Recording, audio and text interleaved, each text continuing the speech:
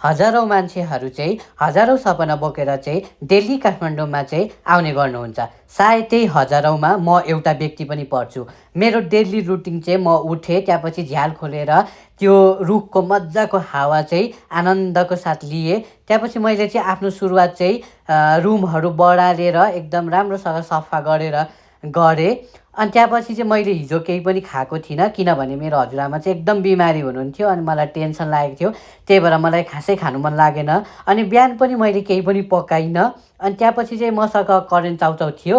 अनि त्यही करेन्ट चाउचाउ चाहिँ पकाउने निधो गरेँ। अनि करेन्ट चाउचाउसँगै मैले चिया पनि पकाउने निधो गरेँ। चिया चाहिँ मेरो एकदम फेभरेट हो।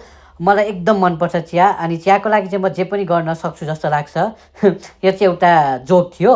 कतिजना मान्छे चाहिँ एक्लै काठमाडौँमा बसेर सङ्घर्ष गर्नुभएको होला सायद। म पनि त्यसमै पर्दछु।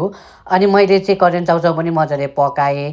अनि त्यहाँपछि अर्कोपट्टि चाहिँ मैले चिया पनि पकाएको थिएँ। अनि यो मलाई चाहिँ एकदम कडा चिया मनपर्छ, त्यही भएर रङ चाहिँ कडा बनाएको छु, एकदम मिठो हुन्छ। अनि अर्कोपट्टि चाहिँ मेरो करेन्ट चाउचाउ पनि रेडी भएको थियो। अनि मैले चाहिँ त्यसलाई एउटा बटुकामा हालेँ। अनि यो चाहिँ एकदम दामी भएको थियो। अनि हरेक नेपालीको करेन्ट चाउचाउ चाहिँ एकदम फेभरेट हो जस्तो लाग्छ मलाई चाहिँ। अनि मैले चाहिँ मजाले खाएँ पनि, तर मैले खाएको देखाइनँ। अनि म चाहिँ एउटा फिल्म क्षेत्रको स्टुडेन्ट हो। म चाहिँ फिल्म पढ्दै आइरहेको छु अहिले काठमाडौँमा। अनि मैले डेली रुटिन जस्तै थोरै आफ्नो नोटहरू गरेँ अनि अलिकति पढेँ। अनि कतिलाई थाहा पनि हुन नसक्छ कि फिल्म पनि नेपालमा चाहिँ पढाइ हुन्छ।